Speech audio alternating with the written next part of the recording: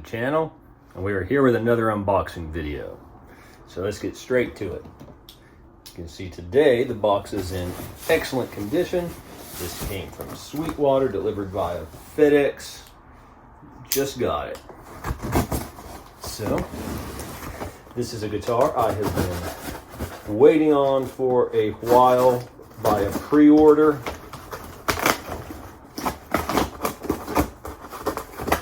And it is, as you can tell by the description, the Squier limited edition Paranormal offset Telecaster SJ electric guitar.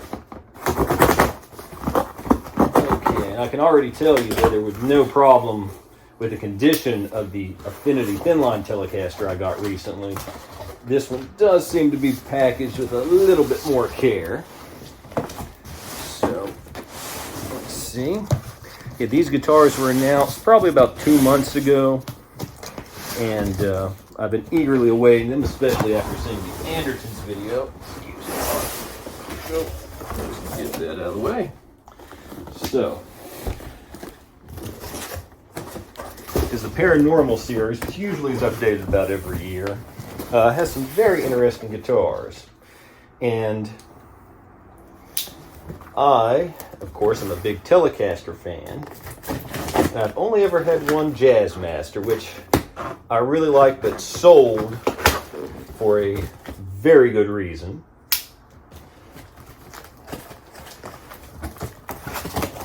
Relating to the beautiful cover model on my last EP of my upcoming album. So I don't have a Jazzmaster at the moment. My Surfliner has a Jazzmaster style vibrato system, but it's a very unique guitar and its pickups are very different. So it's kind of a little bit different setup. Oh, there we go. Very well packaged. Sweetwater did an excellent job with that. So we will see this together for the first time.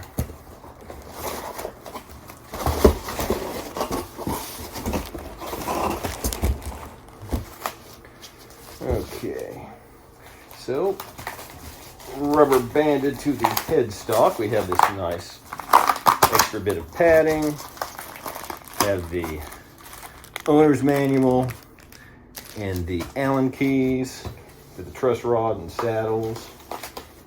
I'm not sure what else. Okay, oh yeah, it's a beautiful color. I can see the headstock. This has a painted matching headstock. Ooh, yeah, that is nice. So, see me sweating, it's because it is, after a brief respite, it is maybe close to 100 degrees Fahrenheit where I am today. Which is not entirely unheard of, but very rare. So, okay, here we go. Of course, we have the 55-point inspection. Oh, this is yeah. I can tell. There's the little things you notice. There is a small imperfection in the paint. It almost looks like someone, I mean, there you go, hit it with a permanent marker. But, so, go over the specs of this guitar really quick, as I will in more detail later. This is obviously a mashup of a Telecaster and a Jazzmaster.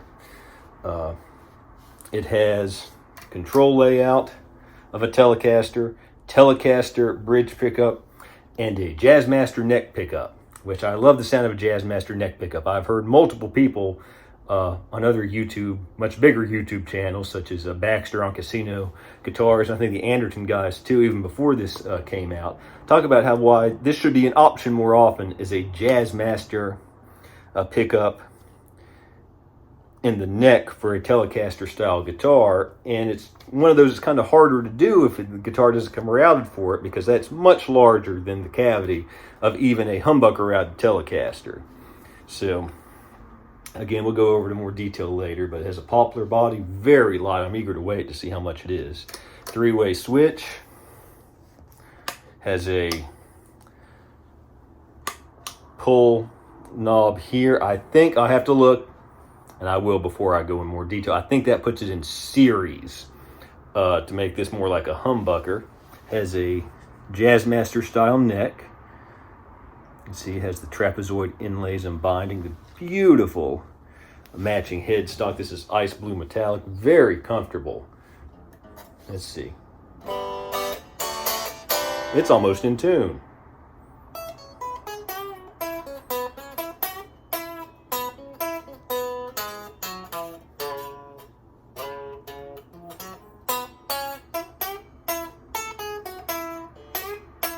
Action is really pretty good out of the box. Neck has a little bit more of an up bow, probably just a slight truss rod adjustment. Nut looks good. Has the vintage style tuning machines.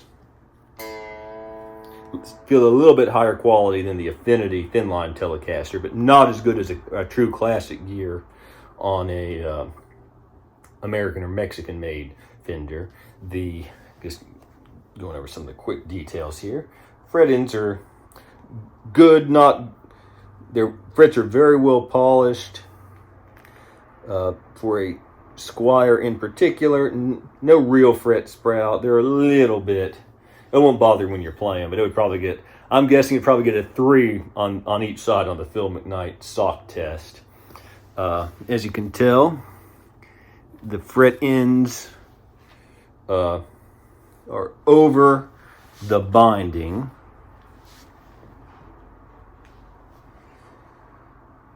Or I should say the bindings over the fret ends, rather. Excuse me. Really pretty neck. Not the dark vintage tint, but that's a nice change of pace. And again, I mean, I'm impressed it's almost in tune. Like the action's a little high on this end, and about perfect there. So I'll probably go ahead and just test the guitar as it came out of the box. But I'm eager to see what it sounds like, and we'll take a closer look and see what these Squier pickups sound like. Because I've had something for a while I'm planning on putting in here, but we'll see what the stock setup does.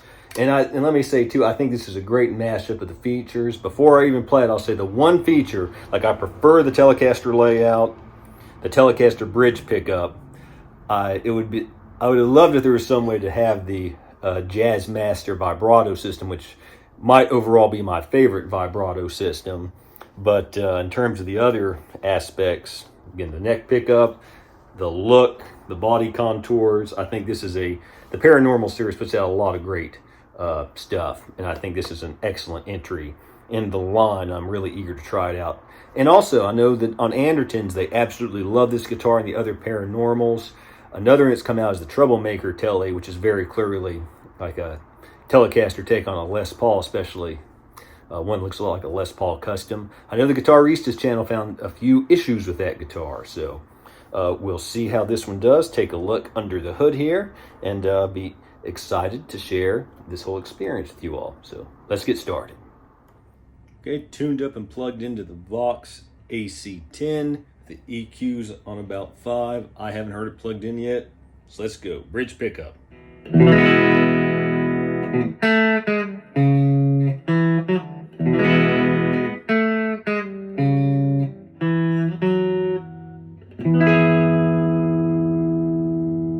That's a really nice Telecaster sound. Wow, I'm actually impressed right out of the gate.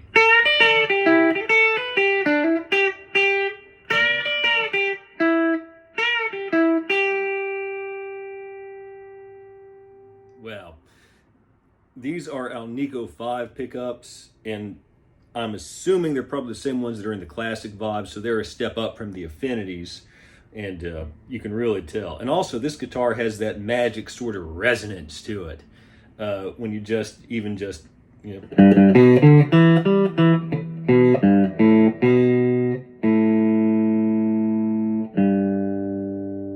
It just really resonates well. It feels really lively underhand for the fretting hand. So let's see.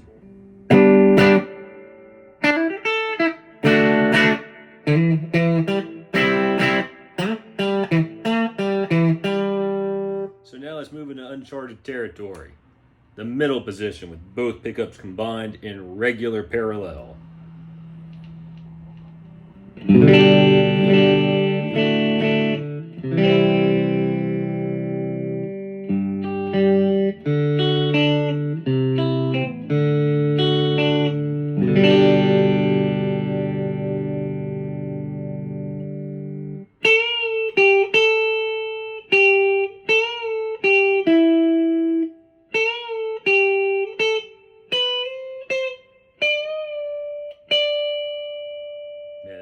Really nice. With no further ado, let's see how this Jaguar pickup sounds.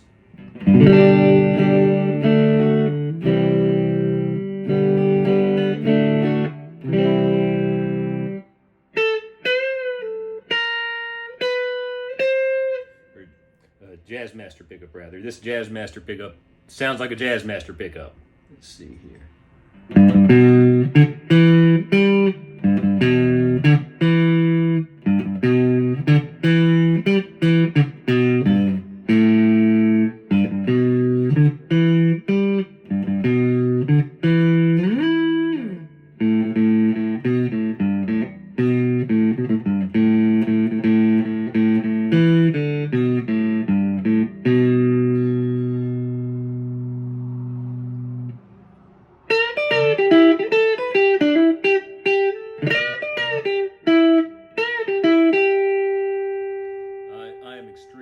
That sounds just like you would hope a Jazzmaster pickup does. So now let's go to the middle position, pull this out, and put it in series. Which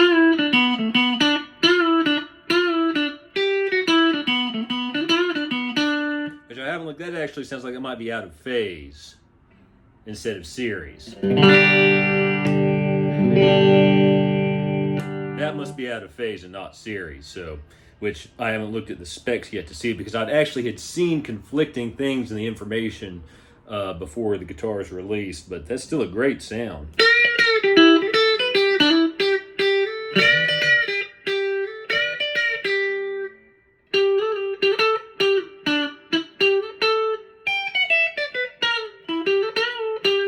And here I am. I was planning on getting a few more videos out of this, putting different pickups in it, and I just love these pickups. They sound tremendous. Full telly there, regular middle position. Middle position with the tone knob pulled out. See, the way I think this is out of phase instead of series because it should be louder and fuller. And I'm going to start with it pushed in and then pull it out, and you can hear it's actually thinner and quieter.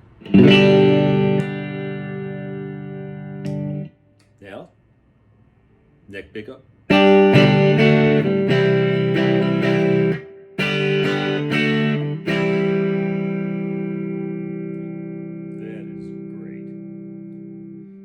Neck feels really nice too. This actually, I'm sure I have to look. I'm sure this is probably Indian laurel. This looks the most. If it is, this looks and feels the most like rosewood of any Indian laurel I've had. And the neck's extremely comfortable. Has a gloss finish, unlike the Affinity, and it's fuller than the Affinity, but it feels absolutely fantastic.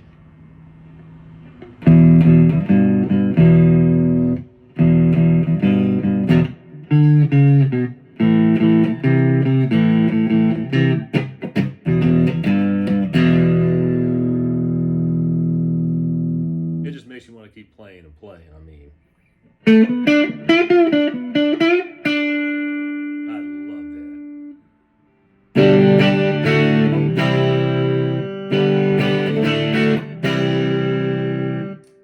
Bridge. Man, that sounds great. It's very comfortable to play. Man, this is fantastic. So this has all been clean through the Vox AC10. Let's kick on a little bit of Overdrive and see how it sounds. Okay, I've kicked on the Fulltone, Full Drive 2, which is, all things considered, probably my favorite overdrive pedal in front of the AC10. So, bridge pickup.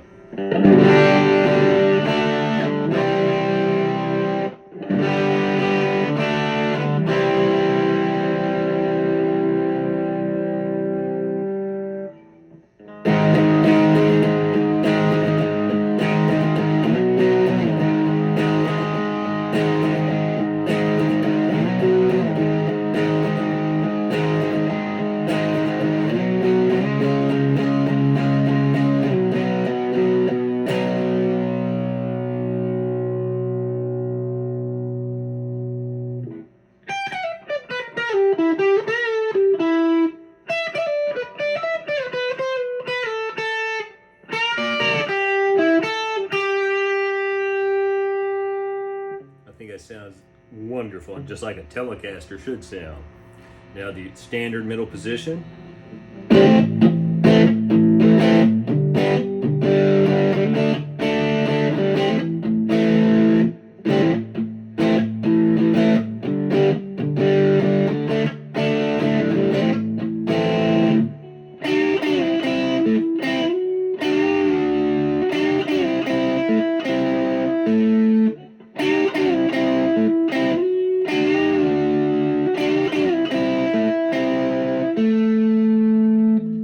Pull out the tone knob.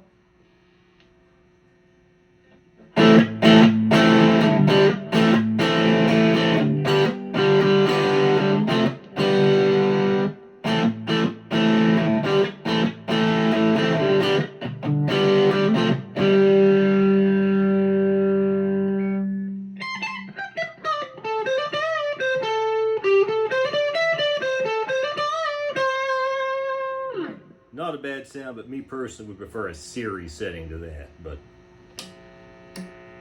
it's nice just to have an extra setting at all, though, because I wasn't even sure, again, based on the different literature, that this wouldn't just be a standard 3 position. So on to the neck.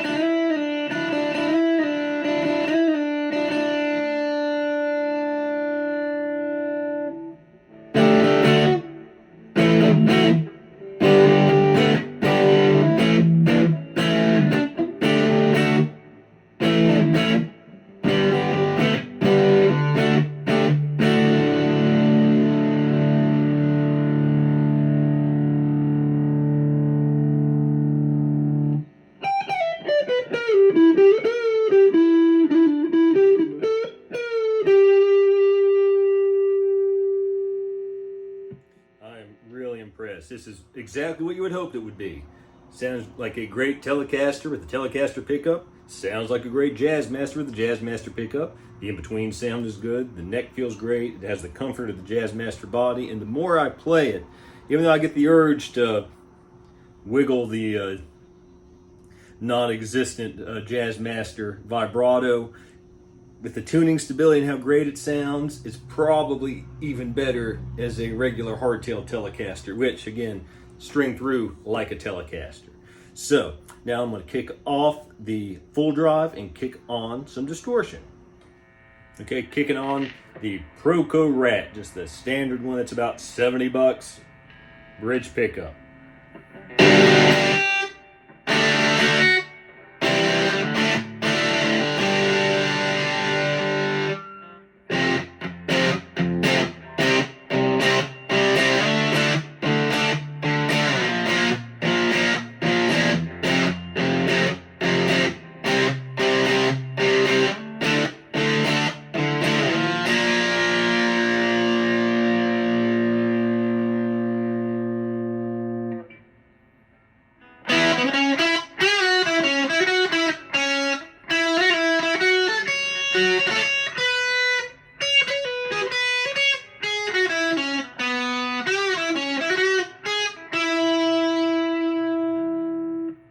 Go into the standard middle position.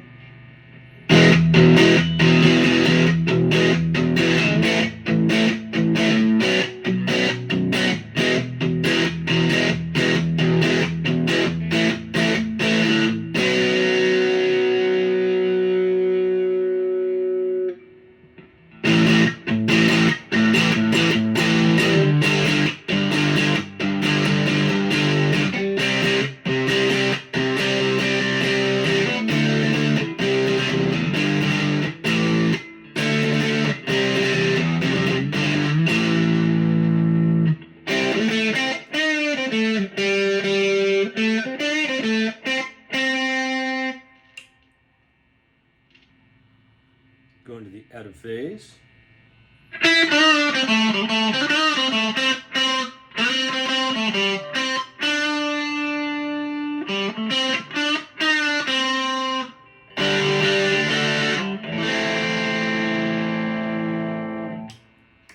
and going to the Jazzmaster neck pickup.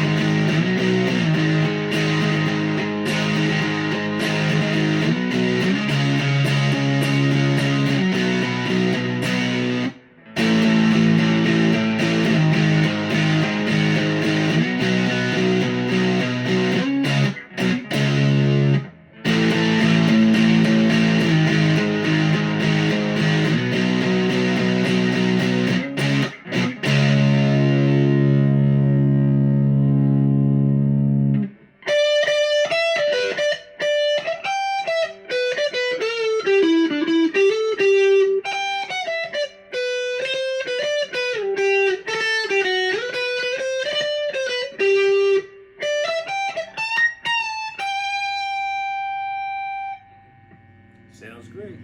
Now let's take a closer look at this guitar and take a look under the hood. Let's take a closer look at this great guitar. So first we have a polyurethane Jazzmaster shaped body, the traditional 3-saddle bridge. You can see, I can tell in my great experience with Classic Vibes, this is a Classic Vibe bridge pickup. Alnico magnets, you can see the raised, not staggered, but raised pole pieces. The great Jazzmaster pickup. The ice blue metallic finish looks fantastic. And upon reading some literature on the Fender website, I figured out that it does in fact have a series mode, which I'll demonstrate here in a few minutes sound-wise, because standard tone, pulls, the knob, you may have seen me at one point try to pull on it during the sound samples to see what it would do, and it was just very stiff to pull the first time, and I was hesitant to pull any harder on it, but I got on the Fender website.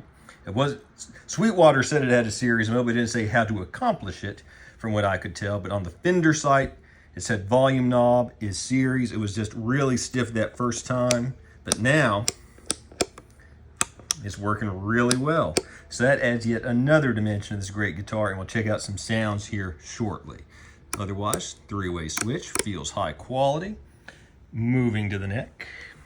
21 narrow tall frets, which are on many much more expensive Fenders. It's nickel frets. Again, the fret ends are well rounded. Probably just a little bit of shrinkage is why they're sticking out. I don't even call it a fret sprout. It is almost 100 degrees here, like I said earlier, and that is not, again, not completely unheard of, but it's probably about 15 degrees warmer than average here, so I'm definitely not going to fault the guitar for that. Love these inlays and the binding. You can see here how the binding is in relation to the frets and the fretboard. I believe that's feels like a synthetic bone nut. If that is incorrect, you will see it go across the bottom of the screen right now. It feels like synthetic bone and not bone. Beautiful matching headstock. Matching headstocks are the kind of thing I'm not always crazy about them on Strats and Tellies, but on a Jazzmaster style guitar, it's great. And of course, this is a Telecaster shaped headstock on a Jazzmaster style neck, which is fantastic. My favorite tuning machines, the split shafts. Again, if you saw my Affinity video from here recently, which has split shafts, these are better than those, not as good as in terms of feel, the ones you'd find on a Mexican or American Fender, but the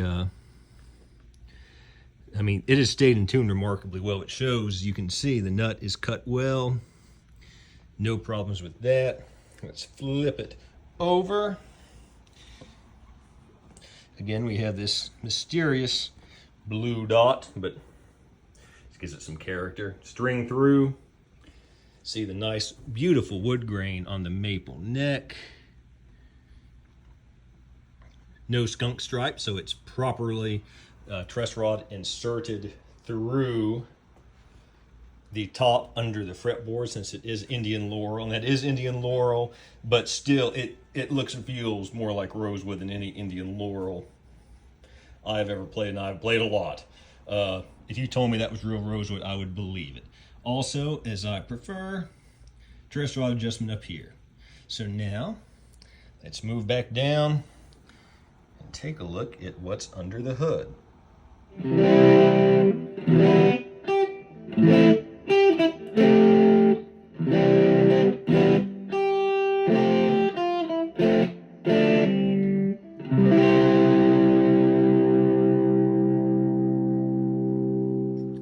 Okay, let's take a look at these electronics. So obviously we have, and I am not an electronics expert, I've just worked on a lot of guitars. So we have the special tone and volume knobs with the push-pull feature. So those are a little bit different. They feel high quality. The soldering jobs look good. It does appear that we have actually a more inexpensive switch than on the Squier Thin Line Affinity Telecaster, and also the Classic Vibe Baritone that I demonstrated. It's been several months back now for the baritone, but I'm actually not surprised by this because I think they probably saved a little bit of money there to make up for the fact that these components are a little more expensive, but we are literally talking dollars per guitar. But since these are mass produced, that might be what keeps this guitar at the $449 price point. But the wiring looks great. Nothing at all wrong with it, even if one of the components is a little more inexpensive than what you would typically find at a Squier at this price point in my experience. But it's working great, and thus far I have no complaints. And a couple of other things I wanted to note really quick before we get to the Series Sound samples. This guitar is 7 pounds, 8 ounces, which is a great weight. There's one more in Sweetwater right now. It's 8 pounds, 10 ounces. That does show in the Squier line. The weights might vary, but you can get a light one. And also, I did want to note, there's the football-shaped jack, which I think is the superior jack. My G&L ASAT Classic American-made one has that, and I think that is the best jack, in my personal opinion, for a Telecaster-style guitar. So that is a great feature as well. Now on to the series samples. Now that we have the series pull knob on the volume figured out, let's get you some sounds. And let me say, at first, it's still a little bit easier to pull out the tone than the volume, but not much. It was definitely a lot stiffer at first, which is one reason why I didn't think it pulled out. I didn't want to just yank on it when this one pulled out so easily, but now it's just fine. It must have just been stiff from coming from the factory and across the Pacific Ocean to here, but now it's working great. Let's see what it can do. So this is series mode. And that's exactly what I was talking about when I said that I prefer the series switch to the out of phase. Not that the out of phase isn't nice to have, but this is the standard middle position.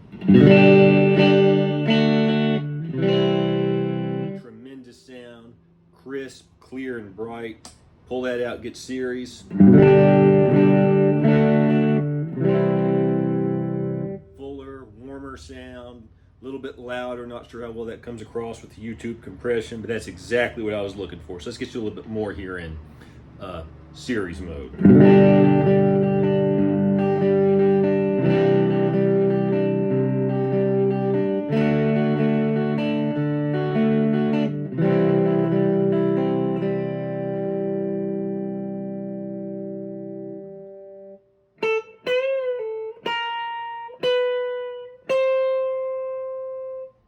Doesn't sound like a Les Paul, nor should it, but it's definitely a fuller, rounder sound.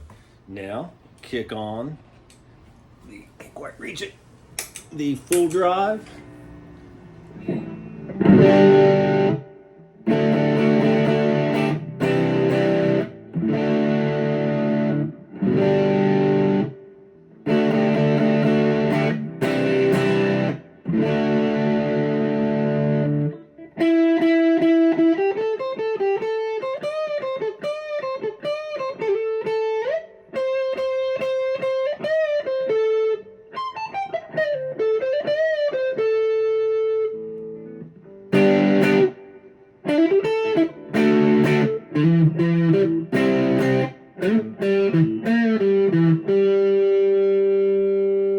Fantastic. Now, get that kicked off and turn the Rat on.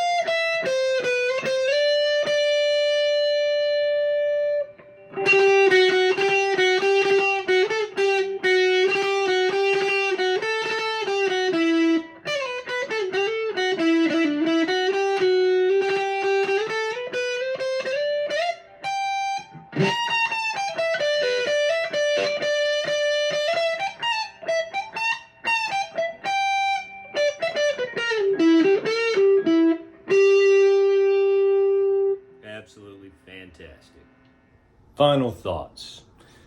This is a guitar I've waited on for a while. When it was first announced, I think back in June, I pre-ordered it almost immediately because I, like many people, like those I've mentioned earlier in the video, have been dying to have a Telecaster or Telecaster style guitar with a Jazzmaster neck pickup. And this definitely did not disappoint. The pickups sound great as they are. I have a fancy Seymour Duncan I was thinking of putting in here originally, but now I'm not sure I'm going to do it because I love this sound so much, and these two are so well balanced for each other. The guitar plays great, and let me say I will probably adjust the truss rod slightly. Probably a little too much up bow in the neck, but that's very slight, very slight. Perfectly playable, as you saw. In fact, very playable, as you saw in the sound samples. There's really nothing to complain about. Again, it was, and I don't fault the guitar for the fact that this switch was, I couldn't figure it out at first. It was too hard to pull because, again, it's been perfectly fine since. Man, this is a lot of guitar for $450. And let me say that I did get it on sale, but it was a typical sale for the general public. I think it was about 45 or 50 bucks off, just because of a sale they were running on all the Squiers in this price range at that time. But I really have no complaints about this guitar. The Affinity line, that thin line I recently had on, is amazing, blew me away. But this guitar is just another step up in quality. I would go so far to say that if you were in an indie band and needed one guitar, got this out of the box, you would not need to do anything to it, and it could be your main guitar. There's always things you can upgrade to taste, but nothing on this guitar needs upgraded. I know a lot of times people talk about inexpensive wiring and switches and things like that. And again, I'm no expert, but I've owned, I probably at this point, though obviously not all at one time, 40 or 50 guitars in my life. And I've had this channel for a few years now, and I am no expert, but I'm a very enthusiastic guitar fan. And in my experience, you don't, and this kind of echoes something I think Phil McKnight said, who knows far more about this than me. Don't feel like just because a guitar has a more inexpensive switch or maybe the smaller pots that you instantly have to run out and change it. If you like the taper of the volume of the tone, and I don't think I demonstrated it, but it is good on this guitar, there's no need for you to change it. Because the main thing that is wrong with inexpensive electronics and guitars is they go bad. This is the analogy I will use. Say that you have a car that has cheap brake pads and rotors that work perfectly fine, but your mechanic tells you that they're going to wear out faster than nice brakes or rotors. But they're working fine. They're not dangerous. They're stopping perfectly. But they're just going to wear out faster. Would you then say, let's change them today? When there's no discernible performance upgrade, and all you're doing is having to spend extra money on the front end that you don't yet need to spend. Yes, someday you might, but why not wait until you need to? Now, don't get me wrong. Some inexpensive guitars, like my beloved Blue Gret Streamliner Junior Jet, which I've never done this, there is almost no taper. These are almost off and on switches, the tone and the volume on that guitar. Absolutely, that would be a legitimate upgrade out of the box out of that guitar, which I've had for years and absolutely love. That's not the case with this guitar and many of the Squiers. And many come with switches it would be the switch you would typically be upgrading to. So please don't think you have to do that just because someone on YouTube or a guitar store said that. I don't like to make many big statements like that since I'm not a guitar tech, but I've done this for years. If the main problem with something is that it goes bad, but not how it actually functions when it's working, there's no need to change it. Now, granted, if you're going on a big tour or you gig every single night, you might want to because you don't want it going bad in the middle of a gig. But if you're mainly playing at home and recording at home, there's no need to do this. I'll use my own situation as an example. I love recording my own music. As I record this, I have a new album I'm very excited about coming out in about 10 days. and I play their full band songs, and I play 99% of everything myself because my current life circumstances, I don't have, because of my day job and other commitments, the time to have a band or be in a band. Now, I play live frequently, but I'm typically doing solo acoustic versions of my full band songs. So all that to say, even though I prefer playing electric guitar, that is what I think of as my instrument, and that's what I do for fun typically, well, I don't go out gigging with electric guitars hardly ever, unfortunately. So I don't worry about things like that are working fine running out on me. If I was playing 3 shows a week with a guitar like this, I would very seriously consider upgrading some of the electronics because I don't want it going bad in the middle of a set. But here at home recording, if it goes bad, I'm probably just going to drop an F-bomb, put this guitar down or whatever guitar, and pick up another one. So all that to say, make it your guitar and make the modifications if any you want to it, but don't do it just because YouTube says, oh, these are cheap switches. Even some channels I really like who might sell replacement electronics might say that. If you don't have to, don't feel like, if you don't need to, don't feel like you have to, rather.